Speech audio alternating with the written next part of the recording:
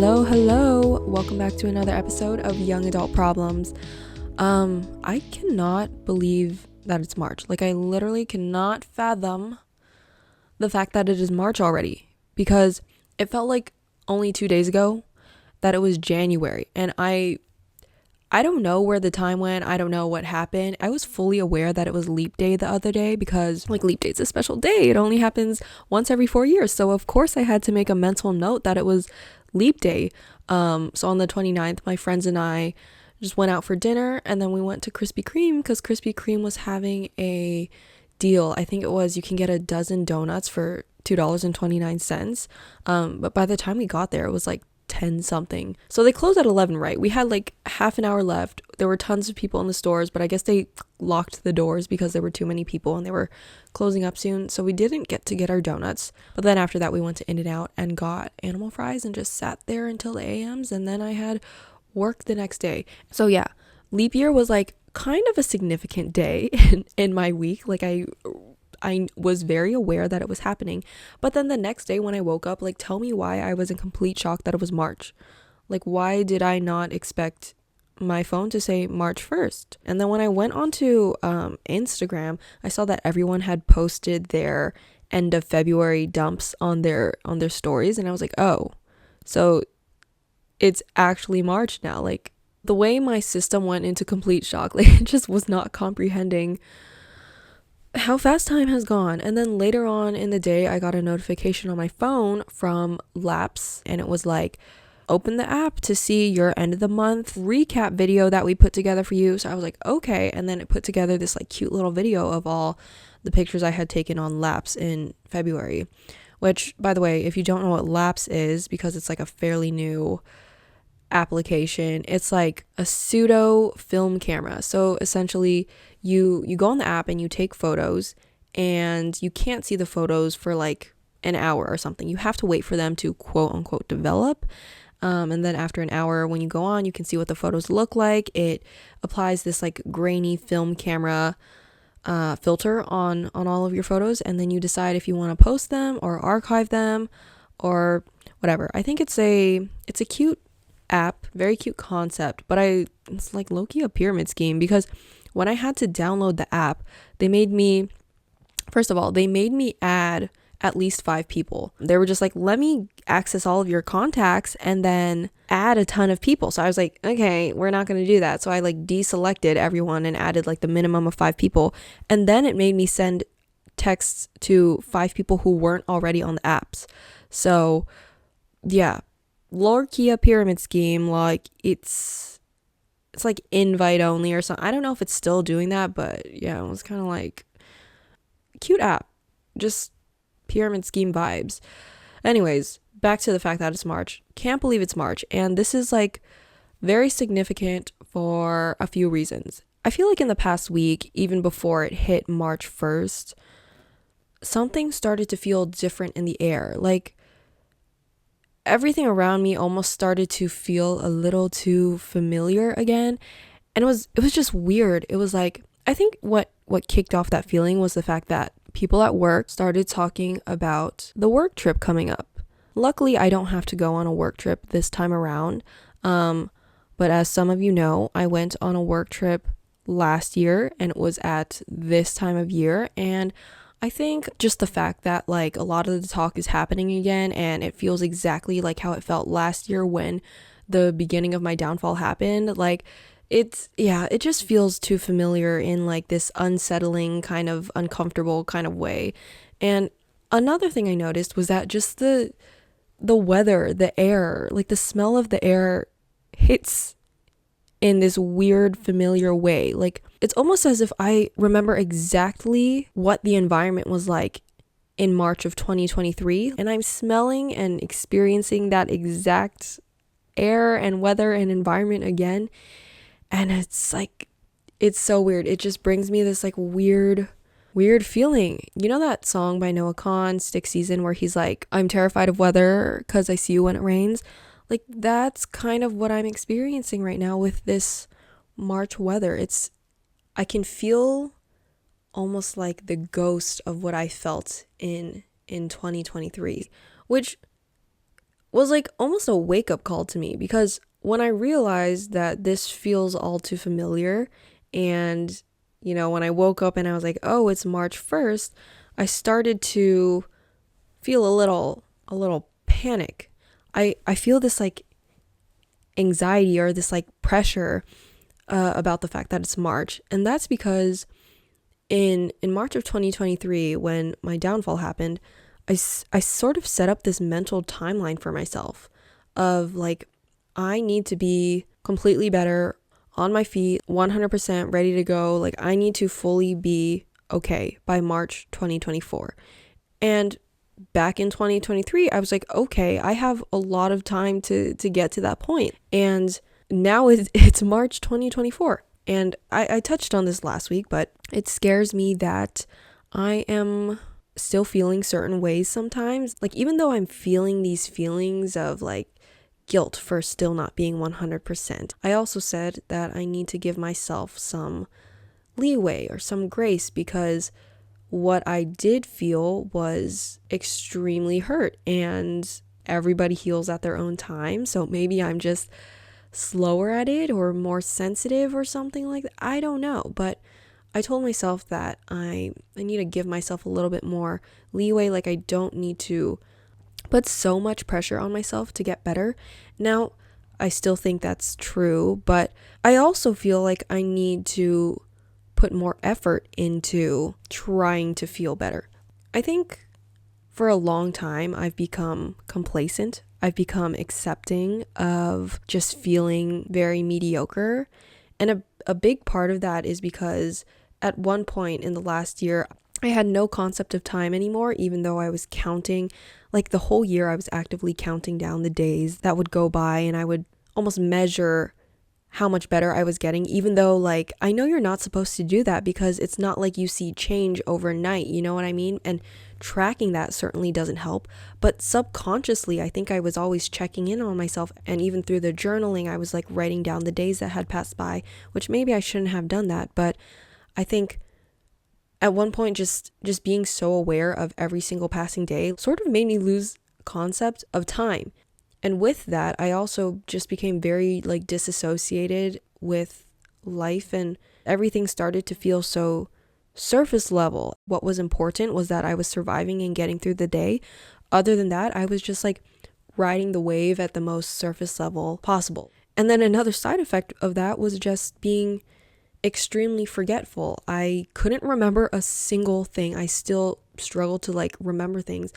And I think it's just because I wasn't fully present in anything that I was participating in. So even though I would have a great time hanging out with my friends, for example, like at the end of the day, I would come home and just like not remember anything. It was just like, okay, well, I'll go to sleep now, and tomorrow's the next day.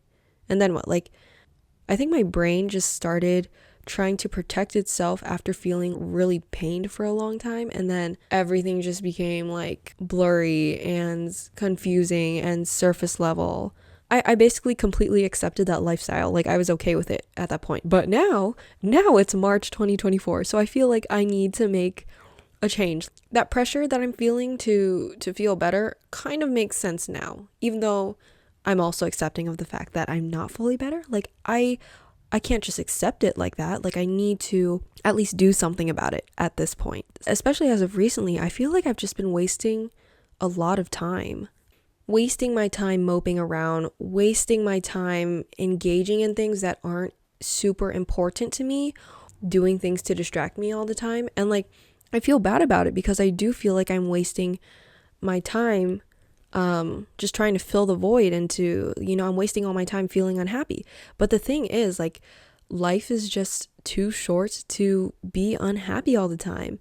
And I know how cheesy that quote sounds, especially when I would hear quotes like, life's too short to be unhappy, or like, don't spend your time worrying about what other people think. Every time I would hear quotes like that, I mean, I didn't even listen. I became so desensitized to them, because everybody says it. It's in all the books. It's in all the Instagram and Facebook posts that moms are posting online. But then the other day I stumbled across a video, and this girl was just like, yeah, like life is too short to be unhappy all the time.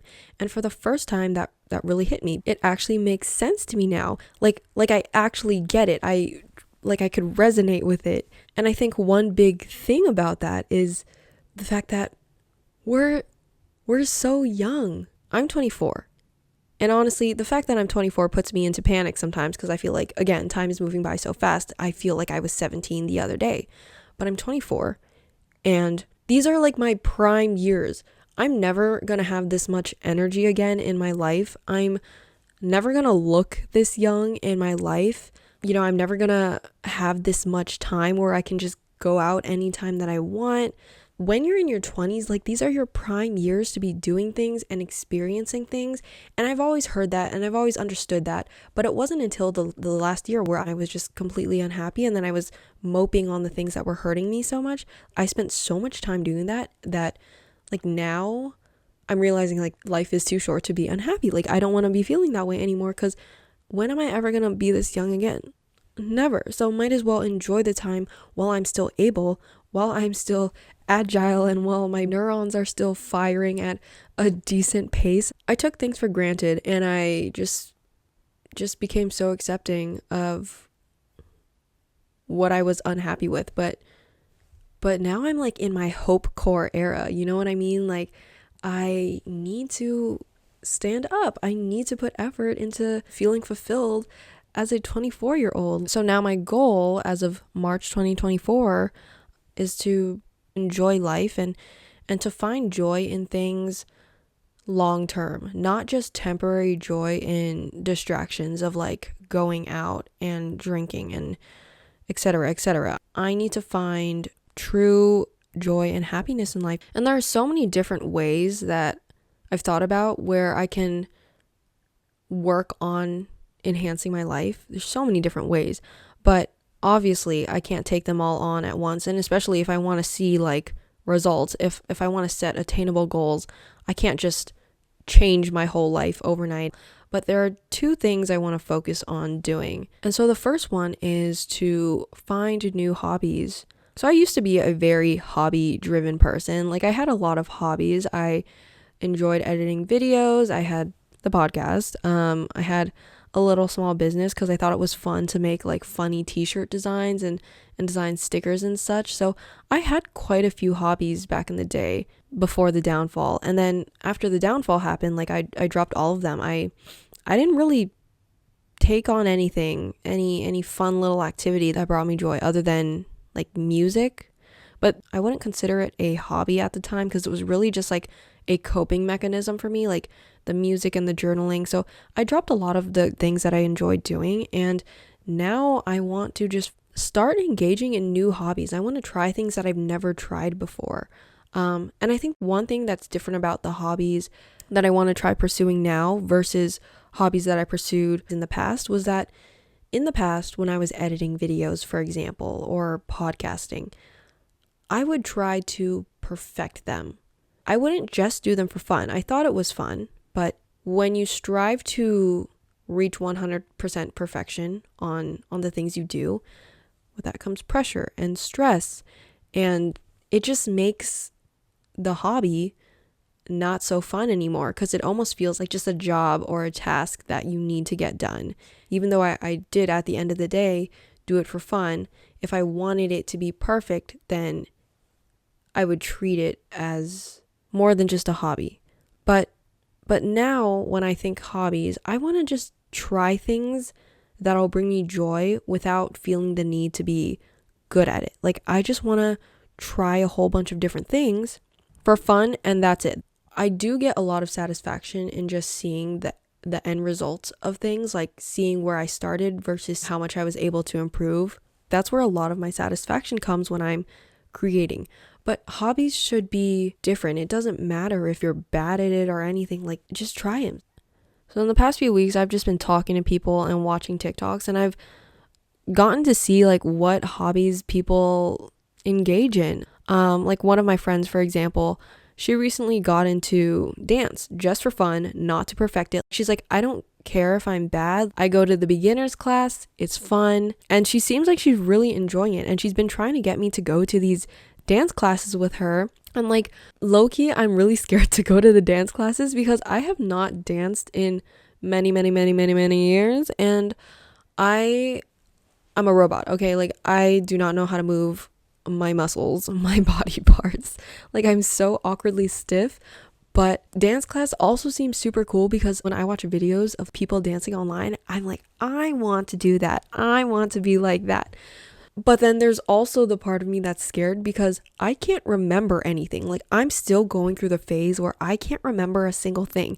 And if I were to go to a dance class, I feel like I wouldn't pick up any of the choreo. It would take me probably like 3 to 4 classes to pick up a 30-second dance or something like that. But regardless, it's something I'm really interested in doing because I did dance a little bit in high school. It was like a little side quest. Like I was getting into it for a little bit just to see what it was like. And I don't think I was horrible at it, but it's been so long. Now I don't know how to move my body parts and I'm stiff. But then I see the TikTok girlies, and every time I talk to my friends too, we're like, let's learn this dance. Let's be TikTok girlies right now and do the dance. However, I can't remember the dances, but yeah, maybe going to the dance classes will help. And then there was another hobby I've been interested in getting into, and it's polymer clay charms. So basically polymer clay is like clay made out of plastic, and then when you bake it, it hardens. So when I was a kid, I actually used to make polymer clay charms a lot, and I was actually very good at it, if I do say so myself. But no, I used to make them a lot as a kid. I would make things like little bread or cake or, all those little kawaii keychains. And also, fun fact, Conan Gray used to make polymer clay charms back in the day. Like he had a kawaii YouTube channel. I'm like 96% sure that was him. And I would watch him and like copy what he was making in some of his videos. And then he became like an A-list artist. So, oh, how life changes. Anyways, yeah, I want to get back into making polymer clay charms because I want to do something creative and crafty, and I think polymer clay charms would be super cute. I have a lot of friends who game too. Like they have the whole PC set up and they play Valorant and League and all of that. And they've been trying to get me into gaming for a while. Like for the past year, they've been telling me to get a PC, like they'll build it for me. And I've been saying like, oh, I don't have any space in my room for a PC right now, but I'm cleaning it. I'm trying to make space. And that has been very true for the past year. I've been doing a lot of remodeling with my room and other parts of the house, partly to make room for a PC initially. But now that I think about it, I don't think gaming would be a good hobby for me to take on personally, just because I have a really addictive personality. Like if someone were to get me into gaming, I don't think I would be able to stop. I just get competitive. Even if I'm really bad at the game, like I'll get competitive. So I think I'm going to try to hold off the gaming for now because there are so many other things I want to try. And if I were to do gaming, it would take up all of my time.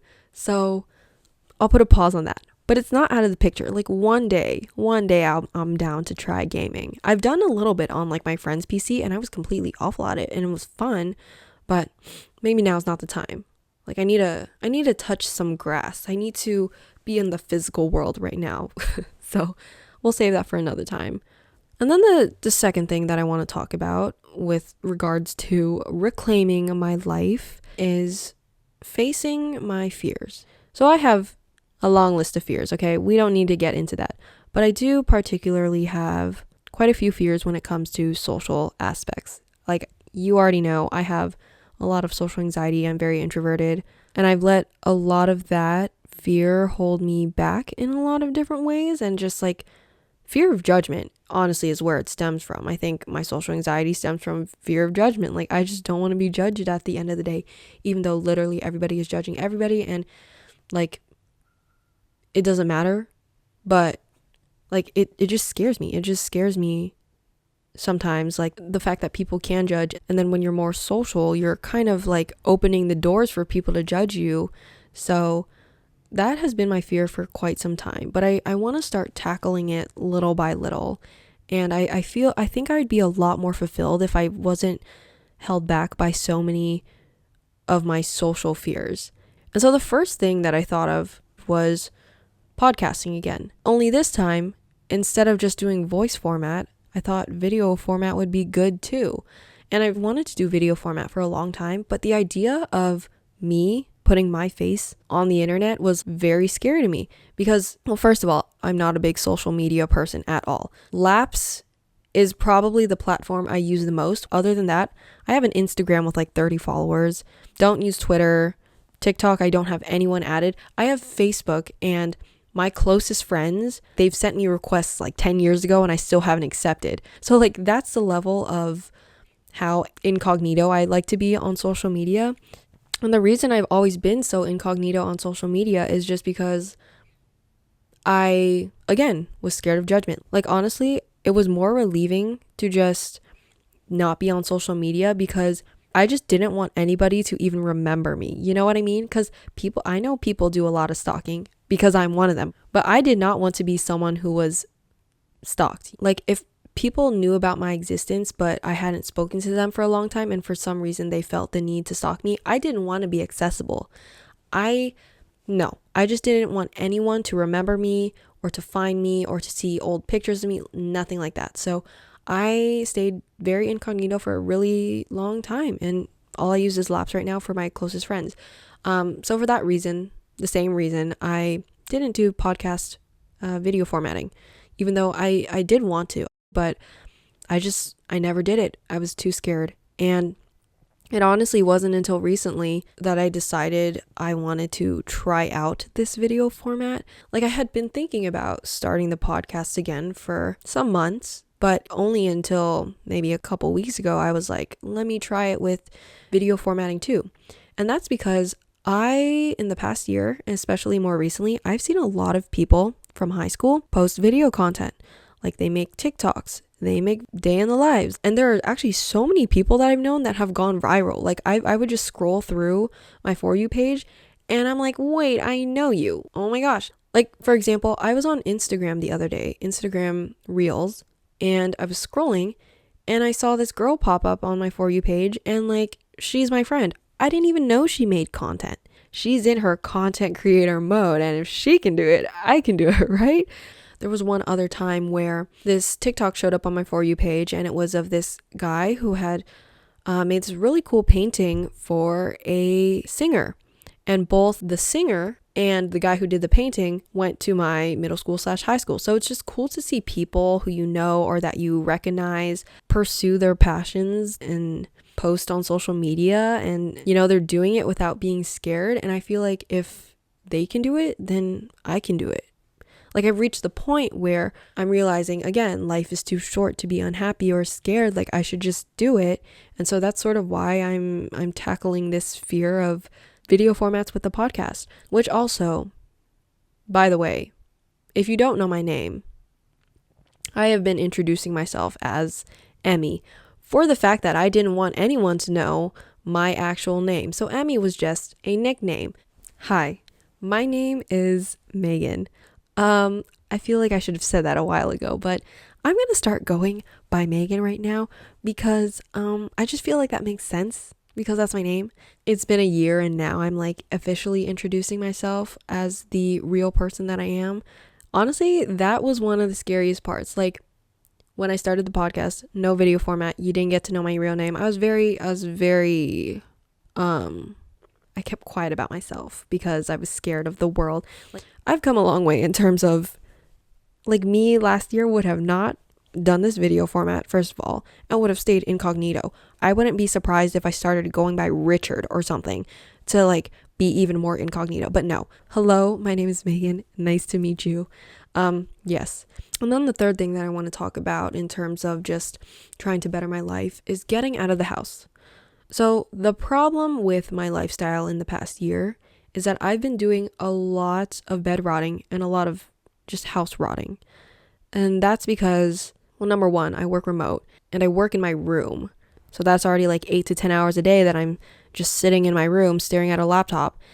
And then after work, I typically lay in bed, I'll scroll on TikTok, get up for dinner, and then I go to sleep. So I thought about it the other day and like, I probably stand up for 30 minutes a day and I'm either sitting or lying down for 23.5 8.5 hours, which is insane to me. Like, that cannot possibly be good for my health, especially my posture. I'll catch myself sitting with the most curved back that I could possibly have. I look like a half circle. Essentially, my lifestyle right now is just rotting. And then yesterday, my mom told me there was a study that was done, and young women who sit for more than 11 hours a day have way shorter lifespans, even if at one point in the day they go to the gym, they do a hard workout. Like, it doesn't matter, because you can't just be sitting for 11 hours a day. So that really got me thinking. I cannot be sitting for this long. That cannot be good for my longevity. Okay, so I want to focus on a lot of just like lifestyle changes and my health. And one way that I want to do that is by getting out of the house more when it comes to working. Because like I said, I work remote. All I do is sit in my room all day. I don't even have a structured day. One of my friends always asks, Megan, do you segment out your day? Meaning, do you, after waking up, eat breakfast, get ready for the day, then start working in a place that's not in your room, get a lunch at, an appropriate time, go back to work at a place that's not in your room, and then proceed with your day? And my answer to that is always no, because I wake up at 6:30, I open my work laptop at 6:31, and I just switch from working in bed for a few hours to working at my desk. And then I go back in bed after the day's over. So like, no, I don't segment out my day, and it's really bad. And so one thing that I want to do to combat that is to start forcing myself to go to cafes. I want to find like 2 to 3 cafes that I can consistently go to, maybe 2 to 3 times a week, and just work somewhere else that's not my room. I feel like a change of scenery is good. I feel like being around people is good, and it'll also just force me to get up once in a while. So I feel like just going to a cafe would greatly improve my mental health and my well-being. So that is one of my goals, which I avoided for so long because I have so many meetings that like I was like, how am I supposed to take on like 7 meetings in the morning at a cafe? But it's like, at the end of the day, am I prioritizing my health, or am I prioritizing a corporate company that needs me to be on a call? Like, no, I need to prioritize my health. So it's like, I can still take the call at a cafe at the end of the day. So yeah, I'm going to force myself to get out of the house and to go to some cute cafes that I found on TikTok, because this lifestyle is not good for me right now. I also want to start going on some hot girl walks. I used to go on some walks, but honestly, I just have not had the discipline or motivation to continue doing so. And I think one way I just want to combat that is by going on hot girl walks with my friends. Like, I want to have a recurring schedule with my friends where we're going on hot girl walks at least once a week. Because my friends and I have been talking about hot girl walks, but we haven't actually like put that into action. So I want to actually start hot girl walks in March. Because right now we do, one thing that has helped with just like making life a little bit more interesting is that we hang out weekly every Thursday. So after work, every Thursday night, we'll go grab dinner. We'll end up at some dessert place and then grab a second dinner at In-N-Out, and then we'll just sit at In-N-Out till the AMs, and like, it's a vibe, like it's fun, and it just gives me something to look forward to throughout the week. And so we have like a list of restaurants that we're starting to tackle. We're kind of like trying these new places that none of us have ever tried before. So it's been really fun just to have something on the schedule like that to look forward to. And honestly, like, that alone has enhanced my joy in life so much. So I think I want to do the same thing with my hot girl walks. I want to start holding myself accountable, and going on walks with my friends would definitely help that. So yeah, those are just some of the ways I think I want to start with my life improvements. Remember, life is too short to be unhappy. That's all I have for today. Thank you so much for listening to another episode of Young Adult Problems, and I will see you guys next time. Bye.